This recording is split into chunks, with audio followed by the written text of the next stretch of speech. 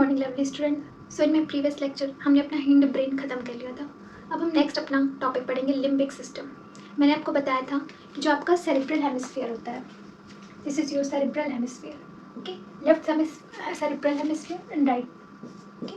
उसके नीचे आपका ये जो पोर्शन है डायंसेफ्लॉन वाला पोर्शन आता है, फिर आपका मिड ब्रेन आता है, mid brain, this is your mid brain, okay.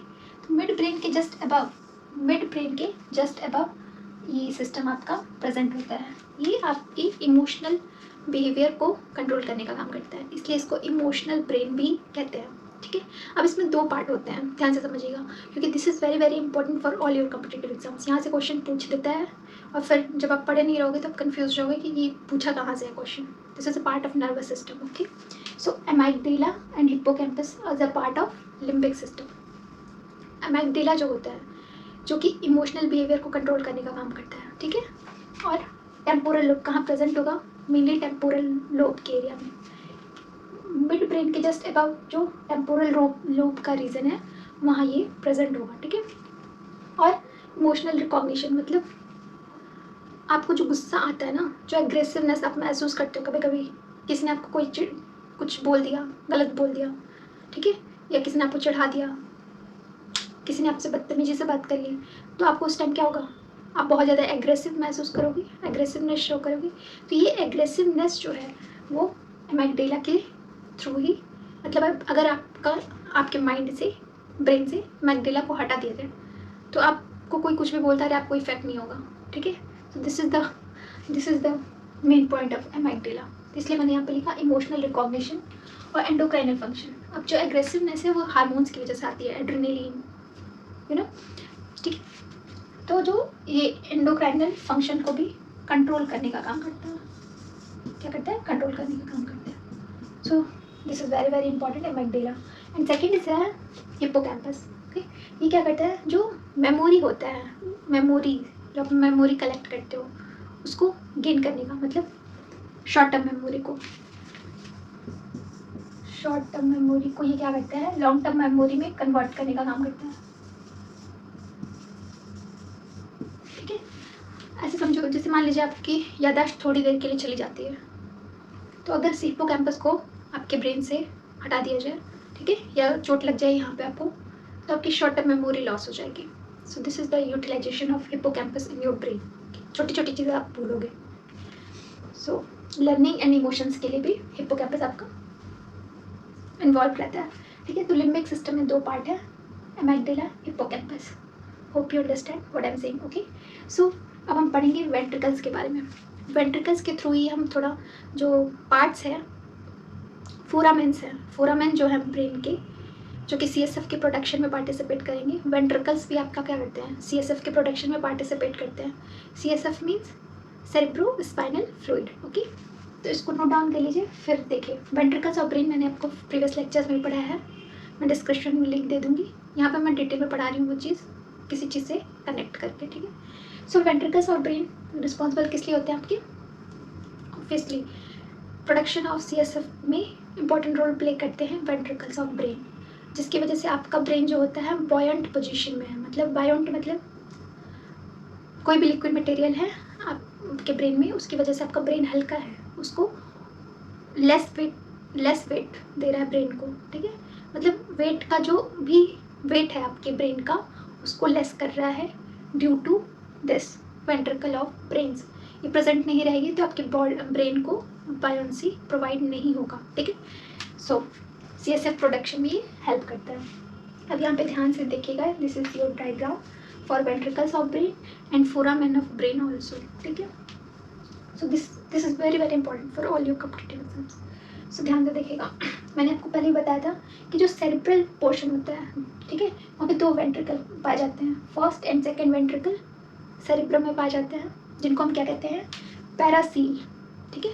यहाँ पे आप बगल में लिख सकते हो सेरेब्रम पोर्शन में या फोर ब्रेन वाले पोर्शन में पाया जाता है, ठीक है। थर्ड वेंट्रिकल आपका कहाँ पाया जाएगा? ये तो फर्स्ट एंड सेकेंड वेंट्रिकल हो गया।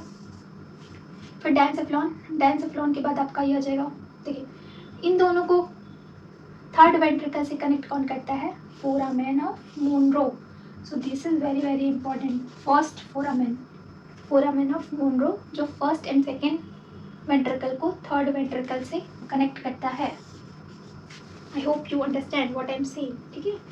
सो ये जो आपको स्ट्रक्चर दिख रहा है, रिंग लाइक स्ट्रक्चर, उसको हम क्या कहेंगे, फोरामेन ऑफ मैनग्रो, ठीक है। और यहीं से आपका ACP, एंटीरियर कोरॉइड प्लेक्सस, तो आप मुझे कमेंट सेक्शन में लिख के बताएंगे, वैसे मैं बता दूंगी क्या करता है ACP एंड PCP, किस चीज़ का प्रोडक्शन करता है, ठीक है। तो थर्ड वेंट्रिकल को हम क्या कहेंगे, डायोसील, ठीक है। डायसिफ्लॉन वाले रीजन में पाया जाएगा, इसलिए डायोसील, ठीक है। फोर्थ वेंट्रिकल में देखिए, this is your fourth ventricle, अगर आपको दिख रहा हो तो this is your fourth ventricle, क्योंकि मैं थोड़ा कैमरा नीचे घुमा रही हूँ ताकि आप इजली देख सको।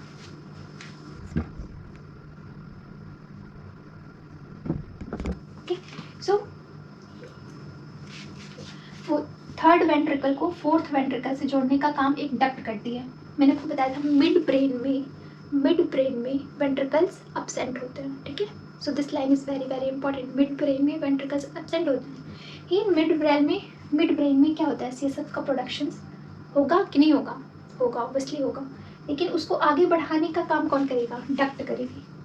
मतलब थर्ड वेंट्रिकल से फोर्थ वेंट्रिकल जो CSF का प्रोडक्शन हो रहा है, जो कौन करवाएगा, ACP, anterior choroid plexus, and PCP, posterior choroid plexus. इन दोनों के थ्रू जो CSF का प्रोडक्शन होगा वो, ठीक है। तो जो CSF का प्रोडक्शन हो रहा है उसको आगे बढ़ाने का काम कौन करेगा, उसके लिए एक डक्ट होती है, नॉट वेंट्रिकल, ठीक है। उसको हम कहते हैं ईटर या एक्विडक्ट ऑफ सिल्वियस। सबको नोट डाउन करना पड़ेगा, क्या कहते हैं, थर्ड वेंट्रिकल को फोर्थ वेंट्रिकल से एक डक्ट जोड़ती है, ठीक है। तो उसको हम क्या कहते हैं, ईटर और aqueduct of Silvius, right, write down कर लीजिए। फिर अब देखिए, यहाँ से भी आपके कौन ओरिजिनेट होता है, पोस्टीरियर कोरॉइड प्लेक्सस, ओके। अब देखिए आपके फोर्थ वेंट्रिकल में, जो आपका फोर्थ वेंट्रिकल वाला रीजन है, उसमें 2 फोरामेन होते हैं। सो this is very very important कि फोर्थ वेंट्रिकल में कौन कौन से फोरामेन है। एक है आपका फोरामेन ऑफ लस्का, एक है आपका फोरामेन ऑफ लस्का, एंड सेकेंड 2 हैं आपके फोरामेन ऑफ लस्का, कितने हैं, 2 इन नंबर, मतलब 1 पेयर में है ये दोनों। और यहाँ पे उससे नीचे फोरामेन मिजेंडी, ठीक है, फोरामेन ऑफ मिजेंडी, ठीक है। So this is all about of your foramen and ventricles of brain, कहाँ कहाँ प्रेजेंट होता है। फोर्थ वेंट्रिकल को क्या आप कहेंगे, मेटासील, और फोर्थ वेंट्रिकल को थर्ड वेंट्रिकल से कौन जोड़ रहा है, ईटर और aqueduct of Silvius. Fourth ventricle में कितने फोरामेन है, 3 फोरामेन है। कैसे, क्योंकि फोरामेन ऑफ लूचा जो है, सॉरी लस्का जो है वो 2 इन नंबर है, and foramen of Magendie, okay, 1 number में हो जाएगा। तो आपके टोटल फोरामेन कितने हैं, 1 2 3 4 आपके फोरामेन है, ठीक है। तो फोरामेन ऑफ ब्रेन्स आपको समझ में, ये जो फोरामेन ऑफ ब्रेन्स है इसके थ्रू ये CSF का प्रोडक्शन होते होते होते होते आपका जो ये फोरामेन ऑफ लूचा है, अगर आपको याद हो मैंने आपको मेनिंजेस पढ़ाए थे, मेनिंजेस ऑफ ब्रेन, ये भी मैं डिस्क्रिप्शन में लिंक दे दूंगी, आप जाके उसको देख सकते हो, ठीक है। मेनिंजेस जो ब्रेन के होते हैं, अगर आपको याद आ रहा हो, पायामीटर, फर्स्ट नंबर पे होता है dura mater, arachnoid mater and pia mater. Pia mater जो होता है वो ब्रेन टिश्यू से आपका क्या होता है, कनेक्ट होता है, किससे कनेक्ट होता है, ब्रेन टिश्यू से। तो ये जो CSF आपका प्रोडक्शन हो रहा है यहाँ पे वेंट्रिकल्स और फोरामेन्स के थ्रू, ये CSF आपका आ जाएगा यहाँ पे, ठीक है, पायामीटर के थ्रू। ये आपके जो आपका ये कहते हैं अरेक्नोइड जो होता है मकड़ी के जाल के जैसा स्पाइडर लाइक, और ये जो आपका पायामीटर है, ठीक है, उनके बीच के स्पेस को हम क्या कहेंगे, सब अरेक्नोइड स्पेस, सब अरेक्नोइड। ये सब मैंने आपको पढ़ाया प्रीवियस लेक्चर में, जाके आप लेक्चर देखो तो आपको समझ में आएंगी चीज़ें, ठीक है। तो सब अरेक्नोइड स्पेस में ये CSF आपका चला जाता है, और फिर यहाँ से होते होते आपके प्लेक्सस के थ्रू, साइनस प्लेक्सस जो भी होते हैं वो जाके आपका ब्लड में जाके मिल जाते हैं, मतलब CSF को वहाँ पे जनरेट करवाते हैं, प्रोड्यूस करवाते हैं, ब्लड के थ्रू पूरे ब्रेन एरिया में ले जाने का काम करेंगे. सो this is all about your foramen and ventricle of brains. So this is very very important terms. Okay, अब इसको आप देख लीजिए और बना लीजिए. फिर हम इसको लाइन से लिख देते हैं कि एक्चुअली ये जो साइकिल है आपकी, ये जो जैसे स्टेप्स हैं आपके वेंट्रिकल्स और फोरामेन के, वो कैसे चल रहा है और कैसे CSF का प्रोडक्शन कर रहे हैं, वो मैं आपको एक डायग्राम या डाटा के थ्रू प्रोवाइड कर देती हूँ. नोट डाउन कर लीजिए.